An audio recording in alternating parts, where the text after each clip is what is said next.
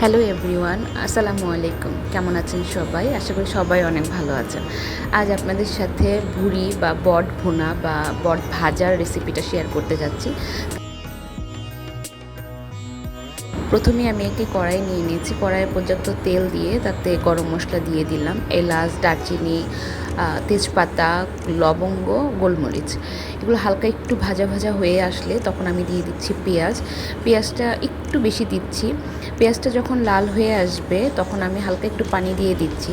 অনেকেই হয়তো জানেন যে ডিরেক্ট তেলের মধ্যে আদা রসুন দিয়ে দিলে অনেক সময় এটা তিতা হয়ে যায়, তাই একটু পানি দিয়ে নিলে আর কোনো টেনশন থাকে না। তো আমি এখানে পরিমাণ মতো আদা এবং রসুন বাটা দিয়ে দিয়েছি, আর একটু পানি দিয়ে দিলাম যাতে করে শুকনো মশলাগুলো দিলে পুড়ে না যায়। এরপর দিয়ে দিচ্ছি স্বাদ অনুযায়ী মরিচের গুঁড়া, হলুদ, জিরা, ধনিয়া গুঁড়া, আর হালকা একটু লবণ দিয়ে আমি এটা মশলাটাকে ভালোভাবে কষিয়ে নেব। মশলাটাকে আপনি যত ভালোভাবে কষিয়ে নেবেন ততই আপনার বট বা ভুড়ি ভাজাটা বা ভুনাটা খুব মজা হবে।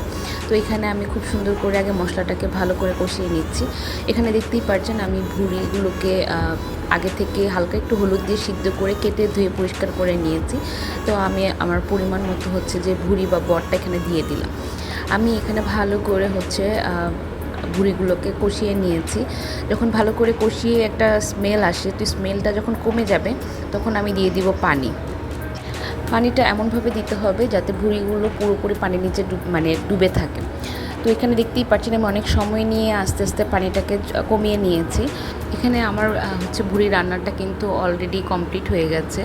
আমি আরও ঝোল কমিয়ে নিব। আপনারা চাইলে ওই সময়েই সার্ভ করতে পারেন, তাহলে ভুনা হয়ে যাবে। আমি যেহেতু ভাজা ভাজা পছন্দ করি তাই আমি পানি কমিয়ে একেবারে ভাজা ভাজা করে নিচ্ছি। দেখতেই পাচ্ছেন আমার ভুড়িটা কিন্তু একদম ভাজা ভাজা হয়ে কমে এসেছে।